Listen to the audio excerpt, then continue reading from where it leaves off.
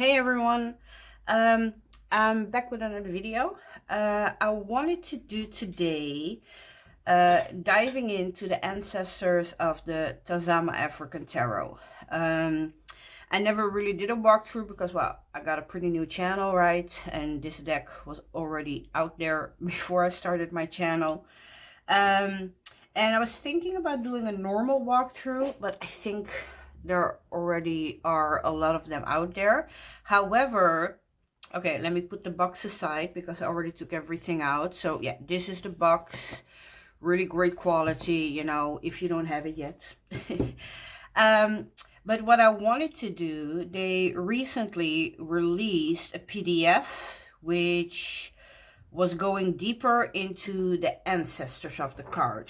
Okay, that's the deck. I put it in order again, and this was the original booklet, which, in all honesty, it wasn't bad, but it just had a general meaning, a reverse meaning, and an affirmation.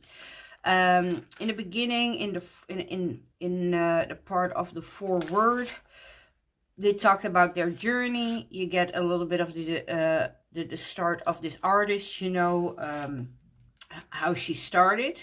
Then you actually go directly into, well, the cards. And then, yeah, in the last two, you have a part about reading the cards and 2 card spreads. So that's the booklet. Again, in all honesty, it isn't bad, but I think a lot of us did want to know more about the ancestors, which the company, Abusua, oh my god, I'm always needing to think about that one, did do regular posts on their Instagram about who they were, where they come from, and stuff like that. And I think it was maybe on popular demand, you know, that they really started to look into every card. And again, recently, you know, they released a PDF, which is a free download on their website, about all the ancestors portrayed in the deck. So let me put this aside for a minute. I did put them in this booklet. I'm already zoomed in because we're gonna go in the deck, and then I will read a little bit. Just to give you an idea of one of the pages, you see the original, yeah, and then you have some text with it. Yeah, and that goes a little bit, that continues. Okay, let me read a little part again because we're already zoomed in, huh? Okay, the first page they talked about, since the day we published the Tazama African Tarot, we have received so many questions about the ancestors on the tarot cards. We actually were undecided at first whether or not we should include it in the booklet that comes with the deck. But then, while writing up the backgrounds of each ancestor, we found that we needed just a little bit more time to get more information about each and every one of them, where it was available. So that was the beginning. And here they talk a little bit more then. I hope I'm still in the frame. Our collage collection includes images of postcards, photographs, and book illustrations from various sources in the public domain. The Schomburg Center, if I say this correct, for Research in Black Culture was one valuable source of many inspiring and educational images. The founder of the Schomburg Center was Arturo Alfonso Schomburg, from 1874 to 1938. Sorry. He was a Puerto Rican of African descent. He was a historian, writer, collector, and activist who has collected 10,000 items related to Black history and the African diaspora. Schomburg was also a member of the Harlem Renaissance and a supporter of the independence of Puerto Rico. Other sources were public library archives and Wikimedia Commons. Not every ancestor has a name that we know of. Some remain anonymous. only for the illustrator, painter, or photographer to know their true identity. The image is the last tangible trace of their energy. In the following pages, we will go through each tarot card, starting from the major arcana, followed by wands, cups, swords, and pentacles. Please note that the cards that do not have faces are not included in this list. I hope that the supplementary booklet will not only help you connect with your ancestors better, but also give you a better connection to your own history and heritage. It is truly a pleasure to get to know more about the various cultures of the African continent, and we do encourage you to do your own further research if any of the backgrounds intrigue you. But most of all, I hope that you will enjoy reading about and getting to know the cards that you are holding in your hands. Then we see this summary of the majors.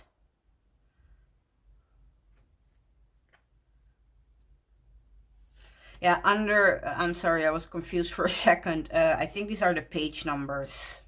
That's actually helpful. Okay, now you don't see it, but on the back of this we have the wand summary. Here you see the cups, because again I was already zoomed in. On the back of that you have the swords, and then here you have the pentacles in the same kind of way. And then we actually directly dive into the Fool. So what I will do, you might not see the text, but then maybe you can see the original photo and the card. Let me see.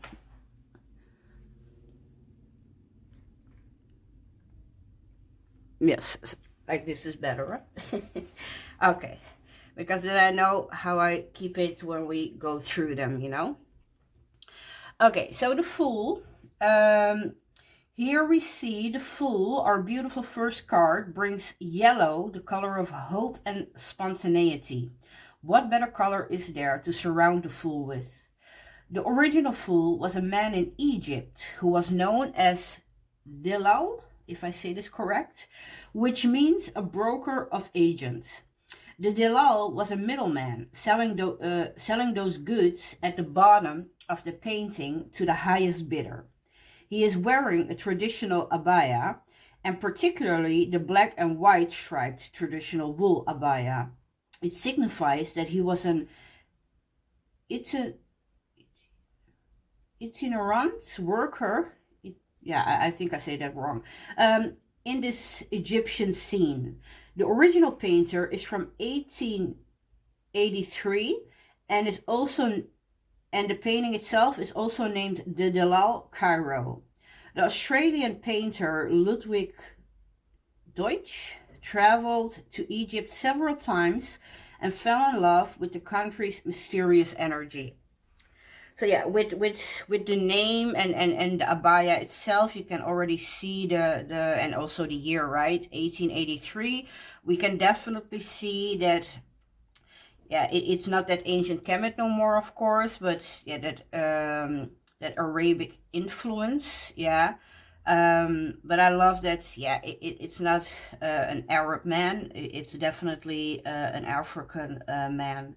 And yeah, you can see here he's holding some kind of staff thing, and then yeah, the little baggie, the thing with the Fool that we know, right, is definitely attached to it. So we really get him, yeah, with the staff. Then something is put there extra, and we see the dog also extra. Well, they talked about the yellow background and stuff, you know. So yeah, I think interesting to know. I think it was definitely something we really wanted to look into. So this might be a longer video. I tried to go as fast as possible. And then we will go to the Magician. And with the Magician, it's going to be this person here out of the painting. I hope you can see that correctly. I will not read everything. I might just go to the part that's important. I'm trying. King Caspar was one of the three wise men, the three kings who visited the infant Jesus after he was born. They came with three gifts, gold, incense, and myrrh, which were the most precious gifts one could give in that time and place. Let me see. Our magician is derived from a painting by the Dutch painter Hieronymus Bosch in 1494. So that's already going back. He holds an orb in this painting, yeah, with a small creature on it. This was the painter's way of showing that the king was not Christian, but of any other pagan religion. He did paint the king so regal and full of dignity. Also see the other descriptions of King Caspar in paintings by Geertgen St. Jans in 1484 and Hendrik ter Bruggen in 1619 in the leaded windows of the three wise men in the Otley Parish Church. So apparently there are more paintings of, well, the three wise men and King Caspar. But this one, it's one, he's holding the orb, you know. It already significated that it's not of Christian faith, but more pagan. So I kind of like that. But it's kind of fun to really see an original painting and how that became, well, for us, right, the magician. So yes, I like that. Okay. And like I said, you can download this booklet. I will put it in the description to get you a link to it if you have this deck. That you can maybe read with me. That would be great, right? Okay. Excuse me. So here we have the High Priestess. The painting is called Black Woman. It's a painting from the year 1875 by Ukrainian painter Ilya Repin. Ilya Repin was a realistic painter who seemed to care for his model. He painted her with a strong and elegant posture, looking the viewer straight in the eye. She is not just another exotic figure to him, but you can see the beauty of her soul. If you are lucky, she might pour you some mint tea and smoke her shisha with you. Her mystical aura reveals she holds mystic knowledge, like a true high magician. I like that. So we don't really know her name in this one, right? We know the painter and that he apparently cared for this woman, you know.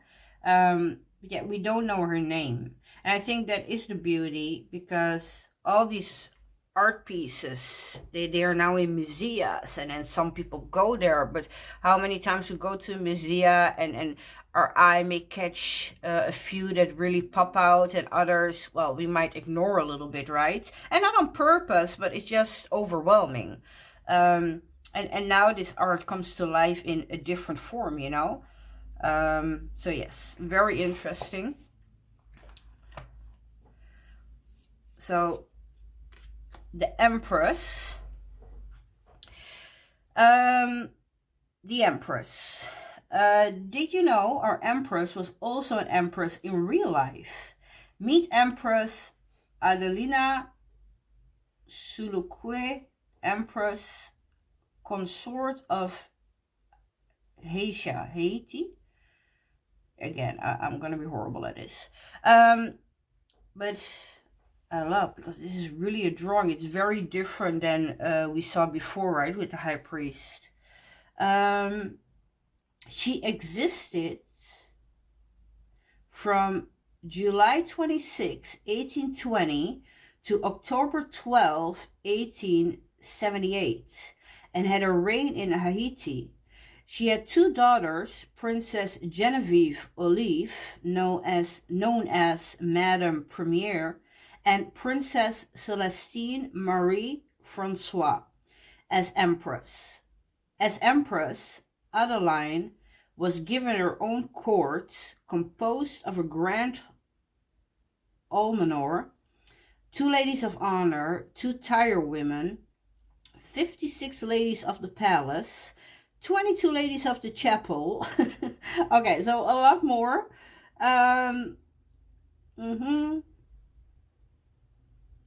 Such as receiving estates. Okay. In 1858, a revolution began, and the emperor abdicated his throne in 1858, refusing aid by the French legation. Foster was taken into exile aboard a British warship on January 22, 1859. Soon afterwards, the emperor and his family arrived in Kingston, Jamaica, where they remained for several years. Allowed to return to Haiti, Faustin died at Petit Goâve in 1867, and was buried at Fort Soloque, again, if I say that correct. Then we have an extra page, because some contain more information. After the death of her husband, Adeline fled to the Dominican Republic and then went to Spain, where she was received by the King of Spain himself.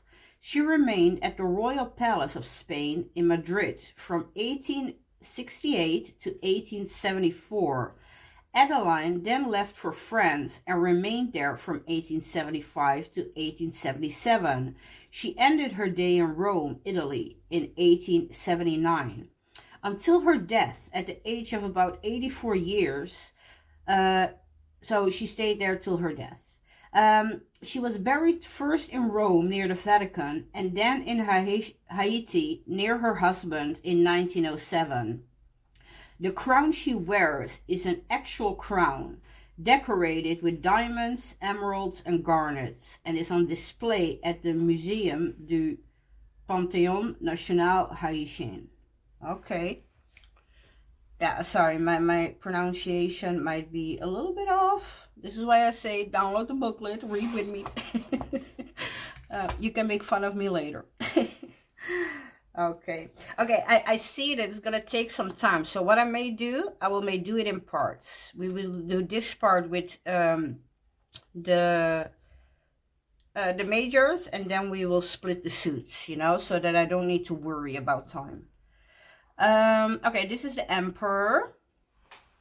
The emperor on our deck is a former government official of the city of Dar el Salam. The image was taken in 1902 in modern-day Tanzania. His clothing, with the dagger in his belt, is a typical attire that the sultans of Zanzibar and Oman would wear in his time of wealth. The emperor is a strong, authoritative man, often dealing with issues of power and control. This ancestor is of mixed ethnicity, with both Arab and African heritage. East African states see on the map, like Zanzibar, Dar el Salam, Mombasa, Kilwa, Lamu, Malindi, and Mogadishu, to name a few, have a long history of trade with Arab countries like Oman and with India, Persia, and China, as they are situated right on the coast bordering the Arabian Sea and the Indian Ocean. So yeah, you have here a little bit of a map. I don't know if it's zoomed in enough to really state all the places, but yeah, you can definitely see it when you have it. Since the 8th century, these were very active trade routes in which many states became very wealthy. But long before that time, the Cushitic kingdom of Kush, Nilotic, and Bantu peoples had already settled in this area. Even longer before that, the earliest known remains of human ancestry were found in the Olduvai Gorge in the Great Rift Valley. Some of these remains date back 1.75 million years ago. These cities, states, These city-states left some wonderful ancient architecture that is visible to this day. Did you know Dar el Salam, like Jerusalem, actually means city of peace? I didn't know that. Well, I should. Salam. Yeah, peace be upon you, right? If the Muslim greet you, walaikum salam. Yeah, okay. I should have known that. Okay. So we will continue, but again, beautiful, right? And it's really fun. It's like meeting new people, but people in your deck. And like I said, I read a lot of it already, but I was like, it's kind of fun to really make a video about it, right? Especially because it's ancestry, which I'm always interested in. Okay, so again, here you have her. Nice. For the Hierophant, we have used a figure who has the energy of established authority. This figure comes from a painting by French painter Jean-Joseph Benjamin Constant. Excuse me. The work is called the Moroccan Cade Tahami, yeah, I think, and was painted in 1883. The word Cade means commander or leader, but could also mean he was a judge, local administrator, or, if from Berber times in Morocco, a chief. Tahami was his name. Okay. Interesting.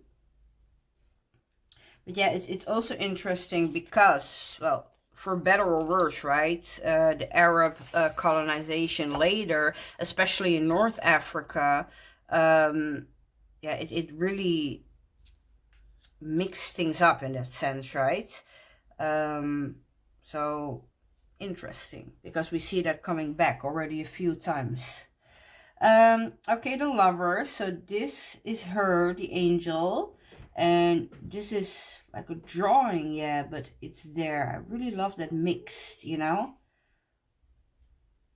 Okay. The original couple, Adam and Eve. This is a card that represents partnership and pure love. A blessed union. The sun is shining on your love. Your love relationship is blessed by greater powers. You and your lover are reaching out to one another. A new relationship comes into your life. Communication is good. Should you partner up? This card sounds like a resounding yes. You have a choice to make. Follow your heart, but act in accordance with your highest good. The lady with wings, like she, this one, is an ancestor from Bahia in Brazil, wearing her traditional clothing to represent her African heritage. Bahia was the largest population of African descent in all of Brazil. Her white head wrap, her beaded necklace, and her long dress suggest she is likely to practice the religion of Candomblé, which means dance in the honor of the gods. Candomblé is mostly a blend of West African Yoruba and Central African Bantu religions, where they honor spirits known as Orishas. The supreme spirit is called Olodumare. Through music and dance, she would get into a trance and worship the Orishas. In rituals, she would give the Orishas offerings of fruits, vegetables, animals, and minerals. This Bahian ancestor appears to be the spirit guide of the African-American couple depicted below, a couple from the state of Virginia after the Civil War. Okay, that's nice. I like that. And yeah, the Lovers is my birth card, so I'm glad. I like that. Okay, let's see the Chariot. He is the Emir's Guard. It's also the name of another painting by the Australian painter Ludwig Deutsch. He also did the one where the fool was, right? That was the same painter. An emir is a royal title in the Arabic Islamic culture in the Middle East and Northern Africa. It could signify a leader or the highest commander, but also a prince or the ruler of a country. A country ruled by an emir is called an emirate, just like the United Arab Emirates.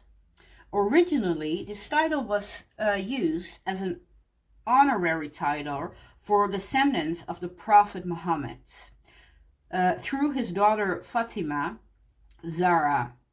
In later times, the title was used in a wider sense for tribe elders or Bedouins of Arabia, as well as nobility and officers of the Ottoman Empire. Eventually, it was also used by the Moors of Spain. The figure in a painting does not have a name, but he sure does have the strong and stern posture that matches the chariot's energy. Yes. And you can see he's flipped here a little bit, but yes, it's definitely beautifully done. He's definitely a chariot energy, yes. Okay.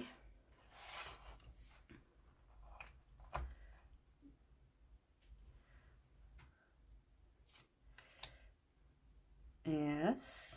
Okay. Here we have the strength card. I love the original. Okay. She is a member of the Wanyamwezi people. The people, also known as Nyamwezi, are one of the Bantu groups of East Africa. Their name is of Swahili origin, which translates to people of the moon, and also people of the west, which makes sense as the Bantu people migrated long ago from the west of Africa. The Nyamwezi practice ancestor worship, and they had their own high gods and spirits that they recognized. Divination is also a common practice where Mufumi, if I say this correct, a fortune teller or psychic would interpret a situation or explain what forces would influence someone's life. And they would play the role of a counselor or a medical practitioner. Nice, really that healing, right? Bulogi is a powerful force in Nyamwezi culture, sort of an enchanting practice, with cults forming around the possession of certain types of spirits. Nyamwezi sculptures were most likely employed and protective objects during girls' initiation ceremonies, as spirit figures in ritual healing, or both. The colors of the beads, black or dark blue, white and red, are widely associated with classes of spirits among the people of Tanzania. The beads on the top are often used on objects made for ritual specialists. Okay. Oh, okay, the beads that she's wearing. Yeah, there's no color here, but they're telling us the color it would probably have. Okay. Okay, nice. Yeah, some I might mispronounce. I'm doing my best. I'm doing my best.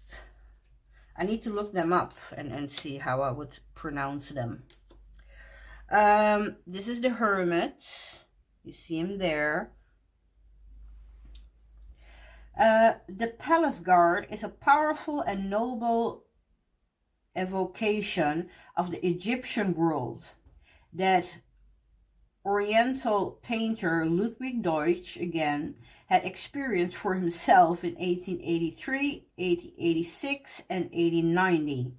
A Nubian sentry stands guard before a palace entrance, his gaze alert, yet that of a man at ease with himself.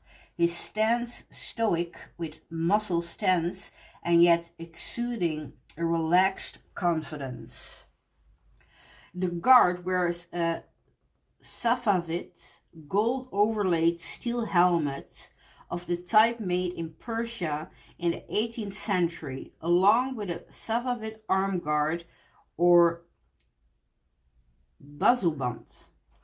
In his breastplate he carries, from left to right, a late 18th or early 19th century Ottoman silver repoussé scabbard, jade-hilted dagger, and flintlock pistol or kubur.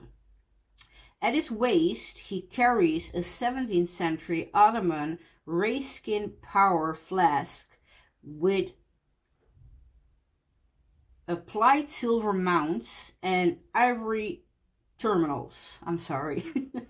In his hands he holds a late 18th century Ottoman ivory-hilted sword or yatagan, and at his feet rests a Persian steel shield, probably Safavid, of the 17th century. Okay, so there's a lot going on there.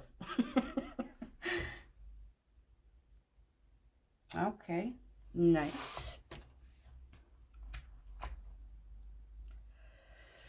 Okay, the Wheel of Fortune, because they said that, oh yeah, there's one here, but that's the same, right? Okay, let's see. In the four corners of this card, we have the African sea eagle, a Cape buffalo, a lion, and a human figure of an African lady. The stone sarcophagus, of an Egyptian pharaoh. Is that this? No, right? Where is it? This then, I think. A black mamba snake and a melanated cherub surrounds the wheel here. Unfortunately, we couldn't recover the original images used on this card. Okay, that's too bad. That's too bad. Okay, we're halfway, somewhere roundabout. Okay, let's get it. Justice. Okay, and why do we have this? Is she in there too, or? Okay, let's read. We'll find out. Excuse me. The ancestor representing Justice Tarot is a member of the elite female warriors, the frontline soldiers in the army of the Dahomey Kingdom. Ah yeah, okay. The inspiration for the Black Panther's kick-ass Dore Milaje. The Dahomey Kingdom existed from 1625 to 1894 in the land which is now known as Benin, between Nigeria and Togo. She served as a royal bodyguard to Queen Hangbe and all the kings that came after her. The Dahomey even became integrated as soldiers in the Dahomey army, which was partly a practical decision, as manpower was increasingly scarce due to the European slave trade. But this integration reinforced the belief in duality within Dahomey society, a duality already present in the kingdom's religion. This religion has since developed into voodoo or voodoo, one of Benin official religions and the basis of voodoo. An integral legend tells of Mawu Lisa, a male and female god who came together to create the universe. In all institutions, political religions, and military, man would have a female equivalent. Oh, I like that. I knew about the Woman Army, and in all honesty, I heard about it. But yes, we saw it in the Black Panther, and in that newer movie, the Woman King or something. But yeah, I want to know a little bit more. Okay, next one is the Hanged Man. So let's put him like this for a second, because this was the picture. So they made him, well, you know. Okay, let's keep it like this for a second, if you don't mind. Our Hanged Man original image is an illustration from 1835 of enslaved plantation workers somewhere in Brazil. The image is titled Slave Couple and designed by Johann Moritz Rugendas, who was a German painter who painted landscapes and ethnographic subjects in several countries in the Americas. From 1822 to 1825, as part of the Langsdorff expedition, Rugendas depicted black people living in Brazil. The artist was part of a movement called Tropical Romanticism, where they considered places such as colonial Brazil to be a harmonious environment of racial mixing. We, of course, know now that the racial mixing was anything but harmonious, with racism and colorism persisting to this day. Like the hangman, the person was indeed in a situation that was no fault of their own. Having patience and faith is often the only way to get through it, waiting for the right time to act. Yeah. I also like that some of these meanings don't really come back in the card, you know. Yeah, I'm enjoying that. Okay. Here we have death. Let me flip the page. Yeah, I think this was a postcard, which is so fun, right? All these different kind of sources. So on the postcard, it says here, Afrique Occidentale, Senegal. Is this 19 or 10? Does it say in the text? Here it says probably around 90-20. Yeah, maybe. I don't know. It almost looks like 1030 here. And then I think it's like an address. But kind of interesting, right? The death card in our Tazama African Tarot deck is derived from the picture from the beginning of the 20th century, probably around 1920, of a chief in the kingdom of Sine, who was known by the name Aliune So Chief So, was of the Pulse people, also known as the Fulbe or Fulani, a modern-day Senegal. Senegal has many different people like Wolof, Serer, and Mandinka, to name a few. The kingdom of Sine started around the 11th century when Serer people migrated south, fleeing Islam from the north. Up until the end of the kingdom,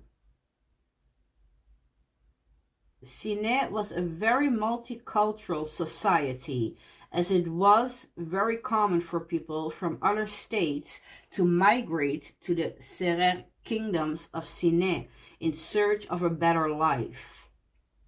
The kingdom of Sine had a complex political structure, including a Lingier, a queen's mother or sister, who had a significant role not to be underestimated.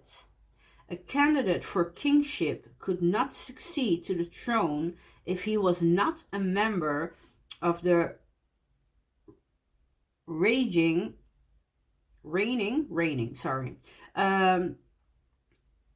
matrilineage. So he could not succeed to the throne if he was not a member of the reigning matrilineage. Okay.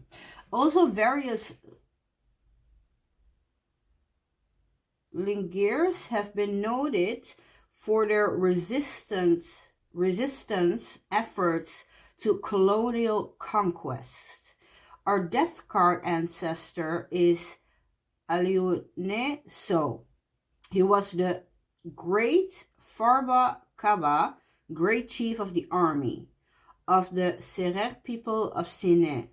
His picture was taken in 1907 in the region of Sine, 100 kilometers away from Dakar.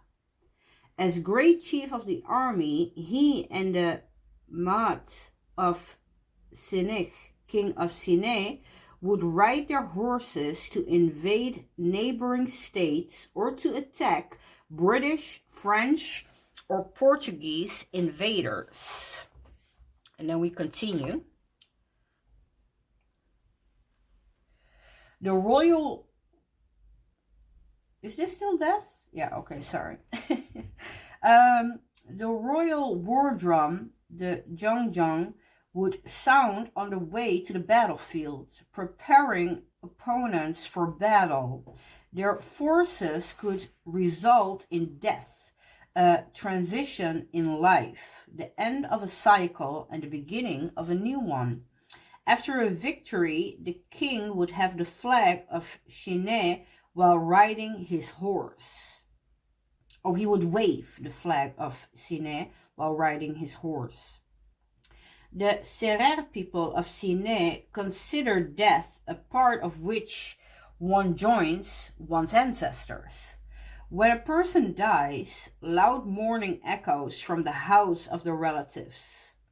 Others sing and dance to celebrate the dead person and to send his or her spirit to heaven. The reverence of the ancestors was widely practiced among the rural residents. Household water jars and seldom cleaned because the spirit of an ancestor could come to drink at that moment and find no water. The Serer strongly believed in reincarnation, which they call Se'it, if I say this correctly. The Pangul are ancestral spirits that meditate between the living Serer and the divine. The Serer strive to be accepted by their ancestors who are long gone and to gain the ability to meditate with the divine. Failure to do so results in rejection by the ancestors and becoming a lost and wandering soul. Oh, okay. Interesting.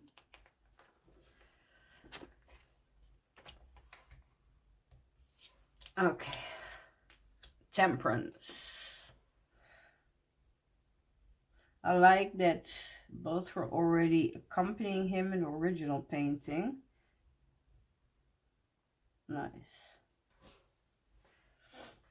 Okay.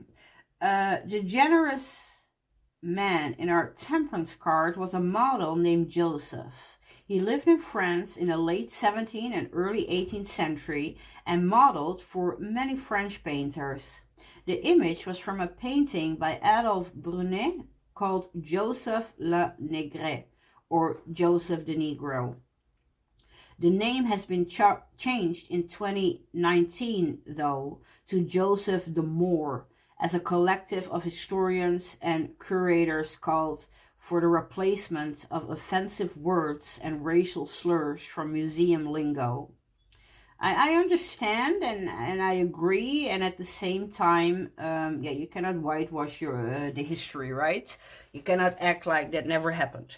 So unless they put their plaque giving it the original name too and telling why, you know what I mean? Joseph was a famous muse and model for the arts and also a charismatic friend of many in the art world. He was born in 1793 in Santo Domingo, present-day Haiti, and moved to France as a teenager. He started in Marseille and then ended up in Paris with a group of acrobats. During an acrobat show, he was discovered and asked to become a model.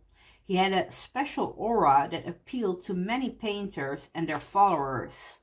Joseph was privileged enough to have a career as a full-time model, something that was, at that time, only an extra activity for black and even white models.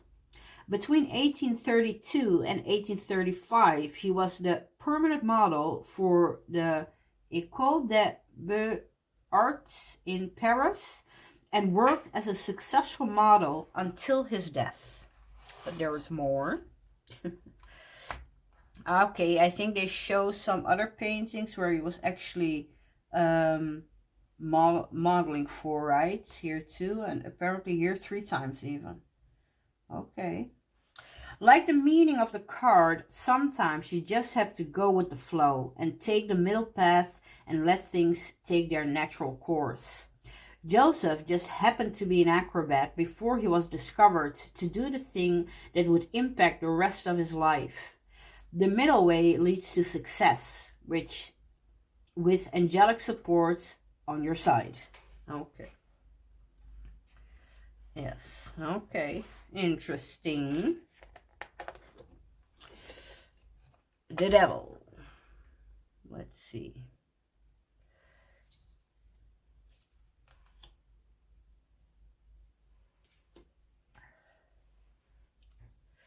The image of the devil comes from the Alafin of Oya. Alafin means owner of the palace in Yoruba, and Oya is an ancient city in Oya State in Nigeria. The city was part of the Oya Empire, which was a powerful empire of the Yoruba and made up parts of present-day Eastern Benin and Western Nigeria. The Oya Empire was founded in the 13th century and lasted until the end of the 18th century. Politically, it was one of the most important states in West Africa, and it grew to become the largest and wealthiest Yoruba-speaking state that had a strong cavalry and excelled in trade. They also had outstanding organizational and administrative skills.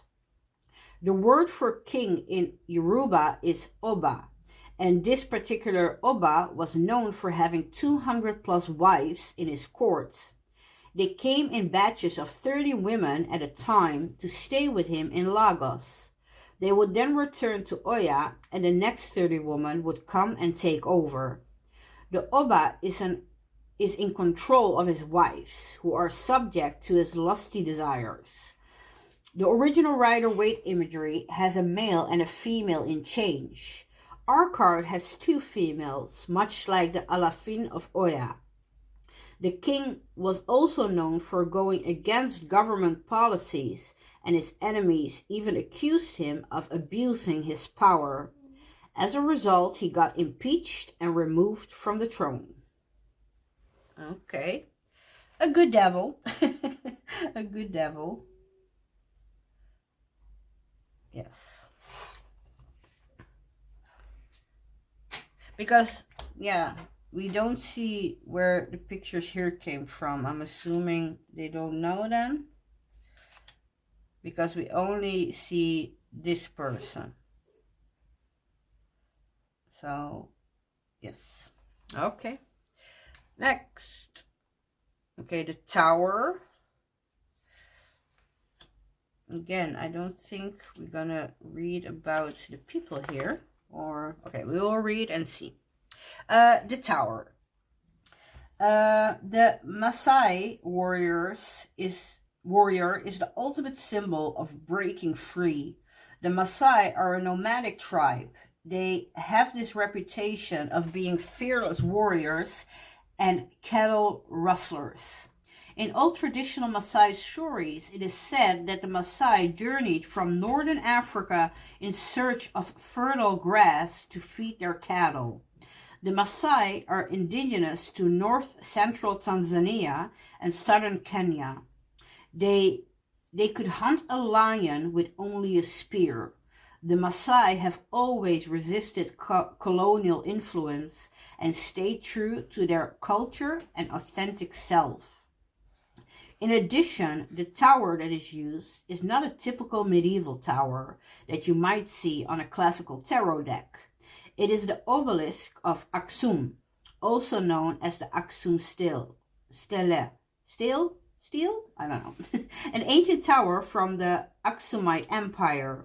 This empire was a naval and trading power that ruled in the Tigray region, a northern Ethiopian region, from 400 BC until the 10th century. The tower was probably carved and erected during the 4th century and is 24.6 meters or 79 feet tall and still standing. I like that. So even though we don't know exactly who, but I'm assuming these are then Maasai people, you know? I think so, because of the clothing, they have that trademark red, right? And apparently they hunt lions with spears. I knew that, but it creeps me out. Okay, the star. Let's continue. The star.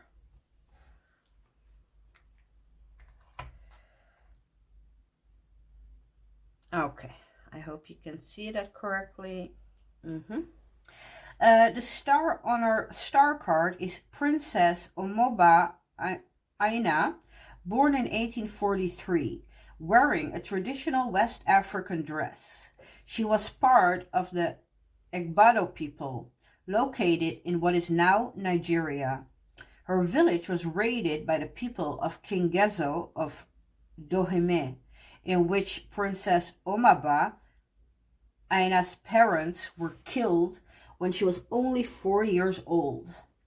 She was spared, got captured, and got held captive in the Dahomean palace.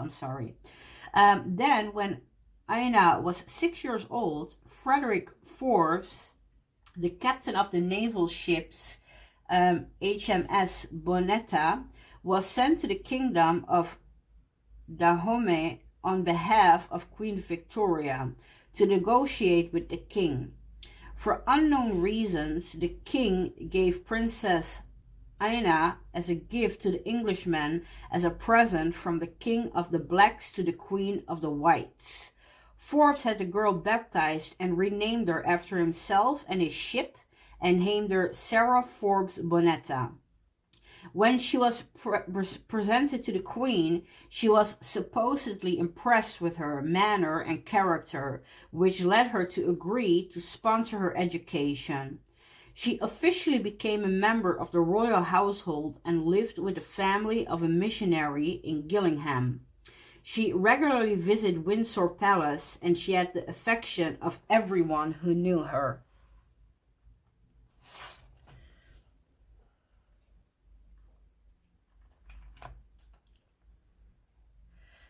In 1860, she married a wealthy merchant and philanthropist named James Pinson Labulo Davies.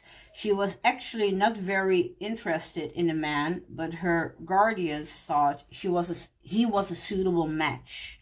So she got married and had a lavish wedding with 16 bridesmaids. She moved to Sierra Leone, where they gave birth to 4 children, of whom the oldest, whom she named Victoria, would be the godchild of Queen Victoria and would continue to enjoy royal favor. At age 36, Princess Aina died of tuberculosis on the Portuguese island of Madeira. The original image pertains to a painting portrait of Sarah Forbes Bonetta as a child in native African dress by Octavia Oakley in 1851. I'm a little bit confused about this picture though, because wasn't she Phyllis Wheatley or something? I always forget her last name. I'm having her in my deck. Okay, I want to know more about that. Because again, it feels like That's not correct, but maybe I'm not correct. I could be the one who's wrong. Okay, I'm gonna keep this one aside because I want to read more. Okay, let's continue. We have here the moon. I think it's still very interesting, right? All these different ancestors from all over the place. I mean, we even read, you know, that apparently, well, we already knew that, right? But who exactly that child is that is connected to the I'm sorry, the English royals, you know. Again, very, very interesting. I like it. Yeah, so the moon, our symbol of intuition. The subconscious and the dream world had the face of a Berber man from northern Africa in traditional clothing. The original plaque, is a bronze-plated sculpture in the Orientalist style that was very popular in France at the end of the 19th century. The Berber, or self-named Amazigh, are the pre-Arab indigenous people of North Africa, with communities scattered across Morocco, Algeria, Tunisia, Libya, Egypt, Mali, Niger, and Mauritania. While the Arabs arrived in northern Africa after the 7th century, the Berber languages spread from about 3000 BC from the Nile Valley towards the west into the Maghreb, also known as the Northern African Coast region of Morocco, Algeria, Tunisia, and Libya. Their lineage can even be traced all the way to Yemen and other countries in the Middle East. Nowadays, many Berber identify as Muslim and speak Arabic as well as their own languages. Tamazites, if I say that correct. Okay, we continue. The Berber Amazigh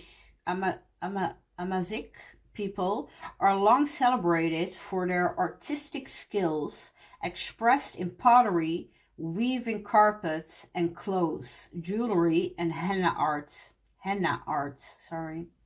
Many artists see their work and being creative as part of a meditative process called baraka, which they explain can be seen as a spiritual power or power of the saints. This concept of baraka predates the time of their conversion to Islam and is all about keeping bad spirits away and staying clear of the evil eye by using symbols, certain colors, and motifs in their design. The Amazigh also believe that henna, oleander, sandalwood, and myrrh have the same spiritual powers, which is why they use these to make tattoos of henna designs on their skin. Even their beautiful eyeliner and makeup is used as a traditional way of protecting oneself from spiritual harm. Yep. Again, great. Very beautiful. In northern, especially the Berbers, yeah, I know the Berbers, that, yeah, they have their traditional beliefs still, even when they converted to Islam. Okay. Here, this child, so not the lady, but the child is here in the card. So this is the sun. Our little baby riding the white horse is Madeleine de la Martinique, painted in 1782 by the French painter Marius Pierre La Masurière. I really butchered that, I know. This painter was known for painting the people of the island of Martinique, 700 kilometers southeast of the Dominican Republic, in the Caribbean. His works are seen as a catalogue of the everyday life of the island's inhabitants and represents the descendants of enslaved Africans, French colonials, people of mixed race, and natives. But it is not only about just depicting people on an island. The artist focuses on showing the mixing of races and what that would look like on Martinique.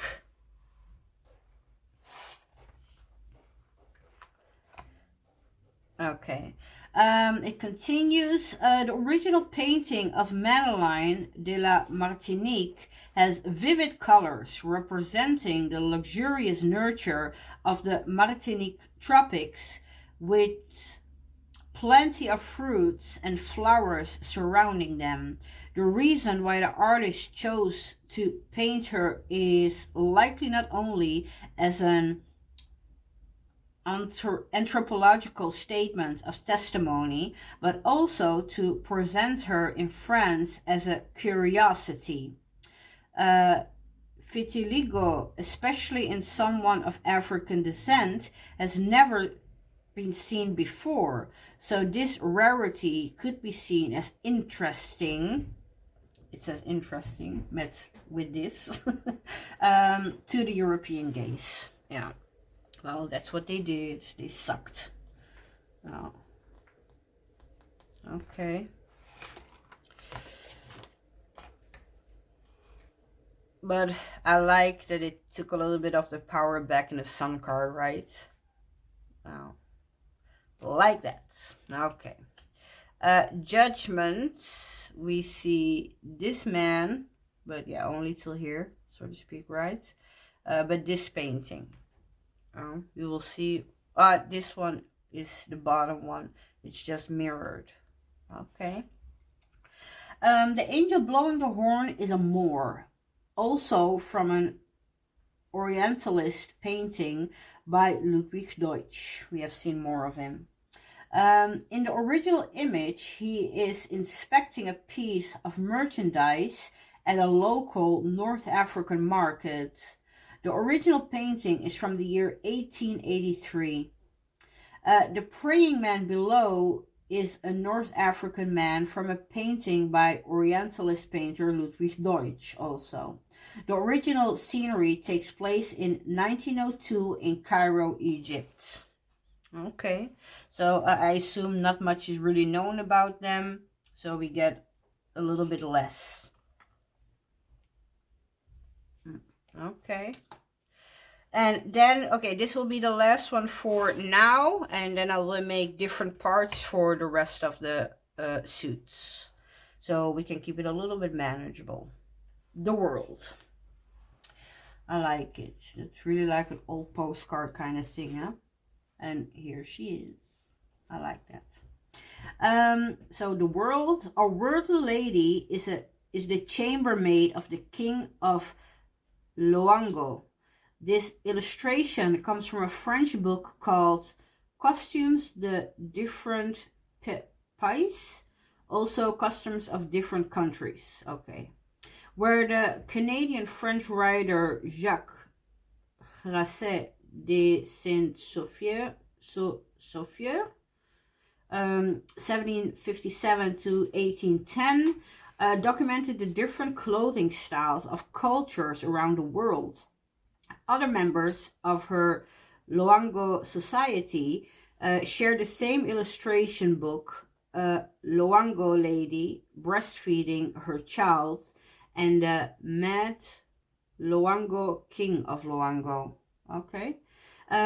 We could not discover the name of the maid, but we do know that the kingdom of Loango, also known as Lwagu, was a pre-colonial African state that existed during the 16th to the 19th century in what is now the western part of the Republic of the Congo. The foundation of the Loanga Kingdom goes back all the way to at least 1485, when it was founded by the Bavili people. According to oral legends, the Vili migrated from the Ngunu kingdom to the coast during the 1300s. They were a matrilineal society, meaning that all of their kinship is traced through the maternal line. Any inheritance of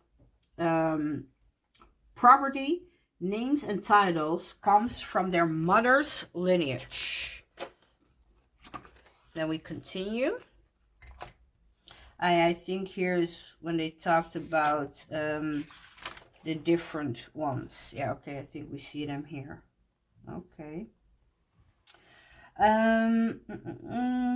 The Loango people believed in a god whom they called Sambean Ponge. In a modern Kikongo language, also known as Zambi Kungu. I really didn't say that correct, I know.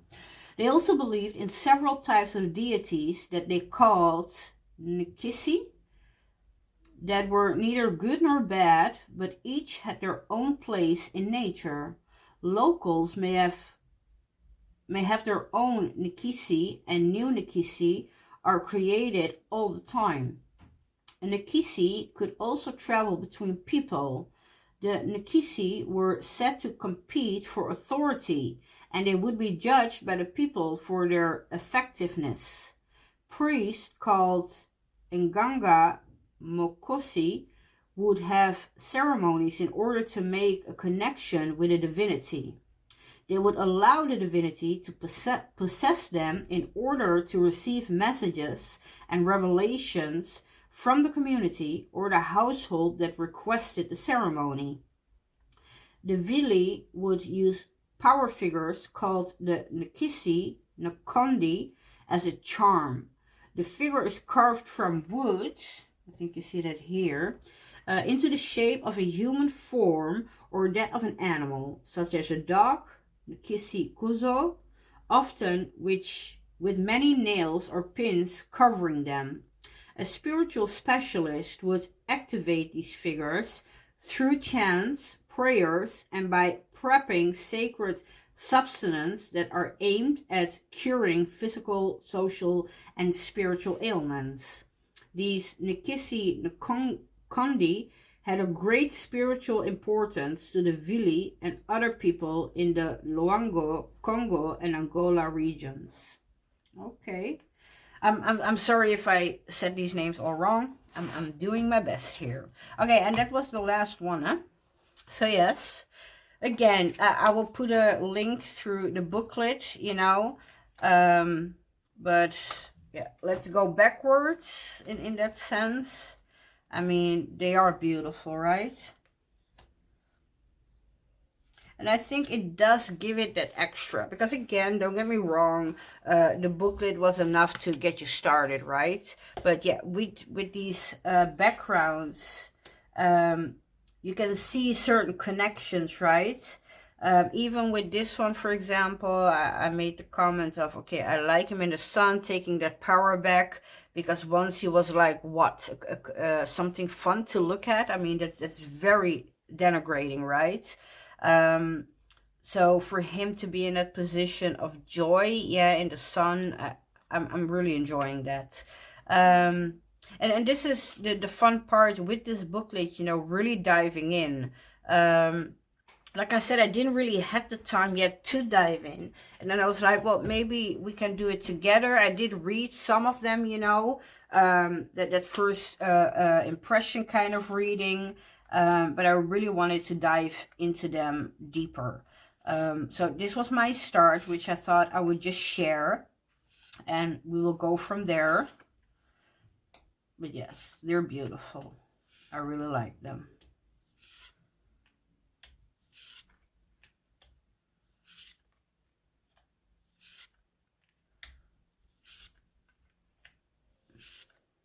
And it really does give it that extra layer, because now when I look at them, even though I didn't memorize the text, you know what I mean? But certain things pop up when seeing them.